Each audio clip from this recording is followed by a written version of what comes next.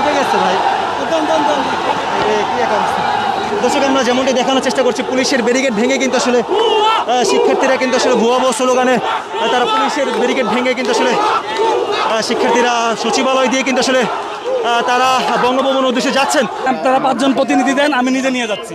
Please please আমি আমি আমি আমি আমি রিকোয়েস্ট করতেছি প্লিজ আমরা 5 জন প্রতিনিধি দেন। আপনি দেখতেছেন আমাদের কথা সবাই শুনে শুনে আমি কৃতজ্ঞ কিন্তু এটা যেহেতু আমাদের মহামান্যর প্লিজ আপনারা এখানে ইয়া করেন, আমাকে 5 জন প্রতিনিধি 5 জন প্লিজ না ভাই আসলে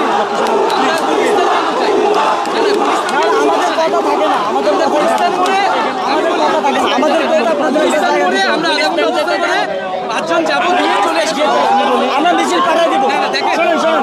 আমরা মিছিল পাঠিয়ে দিব, মিছিল পাঠিয়ে দিব, মিছিল পাঠিয়ে দিয়ে আমি বলবো ওখানে আমার মনে হয় কিন্তু কেপিআর কাছাকাছি। প্লিজ আপনারা একটা এখানে অবস্থান নেন, 5টা লোক দেন, আমি নিজে নিয়ে যাচ্ছি। হয় না প্লিজ প্লিজ ওইদিকে যাবো আমরা, সবাই যাবো না, আমরা গুলিস্তানে সমাবেশ করে ছেড়ে দিব সবাইকে, সবার থেকে পাঠিয়ে দিব। আমি আপনাকে অ্যাসিওরেন্স দিচ্ছি, আমি রিকোয়েস্ট গুলিস্তানে যাব না। যদি আমি বলি যদি গুলিস্তান মোড়ে আমরা যেতে পারি 5জন প্রতিনিধি আমরা এনফোর্স করে যেতে চাচ্ছি না। আমরা খুব তোমরা বলছো খুব সুন্দর বসে গেছে, আমি কৃতজ্ঞ। আমরা যদি এখন আমাদের কথা শুনবেন, আমরা গুলিস্তান মোড়ে আমাদের গুলিস্তানটা দেন, সেখান থেকে জগন্নাথ বিশ্ববিদ্যালয়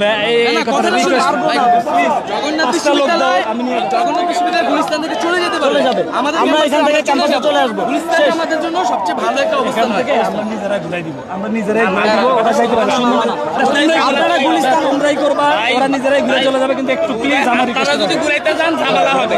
আমি ঘুরাবো না, তোমরাই ঘুরাইও।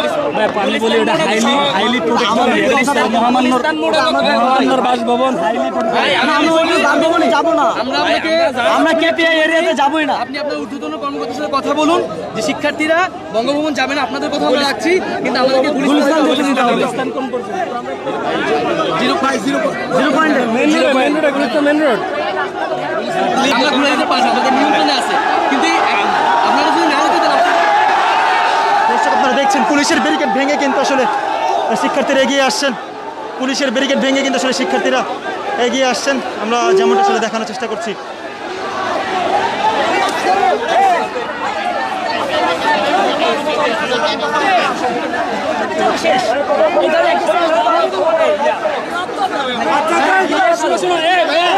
তোমরা বসো, আমরা কথা বলছি।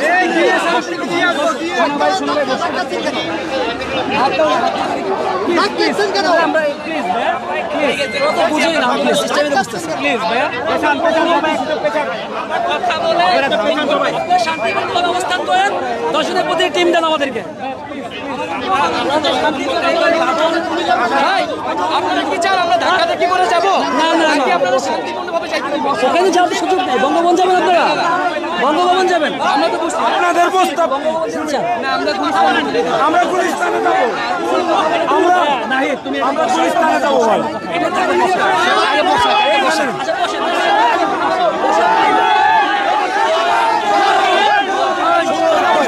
বসো, বাকিটা পড়ো, আগে বসো, আগে আগে আগে বসো, টিম ঠিক করে বসো, আমরা অবশ্যই যাবো। দর্শক আমরা যেমনটি দেখানোর চেষ্টা করছি পুলিশের ব্যারিকেডে কিন্তু সচিবালয়ের সামনে শিক্ষার্থীরা আটকে গেছেন এবং যেমনটি আসলে পুলিশের পক্ষ থেকে বলা হচ্ছে প্রতিনিধি টিম পাঠানোর জন্য, তবে শিক্ষার্থীরা কিন্তু আসলে কোনোভাবে মানতে নারাজ। আমরা অবশ্যই এখানে থেমে যাব না, আমরা আমাদের কিন্তু সবার প্রতি আহ্বান জানাচ্ছি, আমরা শান্তিপূর্ণভাবে আমাদের প্রতিটি কর্মসূচি পালন করে এসেছি আজ পর্যন্ত। আমাদেরকে যদি বাধা দেওয়া হয়, সেখানে কোনো ধরনের অনাকাঙ্ক্ষিত ঘটনা ঘটলে এর দায় কর্তৃপক্ষকে নিতে হবে বন্ধুগণ। কিন্তু আমরা শিক্ষার্থীদের জায়গা থেকে কোনো ধরনের বিশৃঙ্খলা করব না। আমরা এখানে পুলিশের ঊর্ধ্বতন কর্তৃপক্ষের সাথে কথা বলছি যে আমরা সেখানে যাব, কি প্রক্রিয়ায় যাব। সময়ের মধ্যে একটি সমাধান আমরা চাচ্ছি। যেহেতু রাষ্ট্রের প্রধান হচ্ছেন রাষ্ট্রপতি, তাই আমরা রাষ্ট্রের সর্বোচ্চ পর্যায়ে গিয়ে তার কাছ থেকে মূলত একটি সমাধান যাতে দ্রুত সময়ের মধ্যে আসে সেটি আমরা তাদের সেখানে সেই দাবিটি তুলে ধরেছি। এবং আমরা যেটি চাচ্ছি, আসলে আমরা আমাদের যেহেতু রাজপথে দীর্ঘদিন আমাদের সময় নষ্ট হচ্ছে, এই কালক্ষেপণ আমরা করতে যাচ্ছি না, আমরা মূলত পড়ার টেবিলে ফিরে যেতে চাচ্ছি। আমরা চাচ্ছি যে আমাদের যে স্বাভাবিক যে পড়াশোনার কার্যক্রম সেটি যাতে চলমান থাকে, তার জন্য মূলত আমরা একটি দ্রুত সমাধানের জন্য মূলত আমরা রাষ্ট্রপতির শরণাপন্ন হচ্ছি আজকে।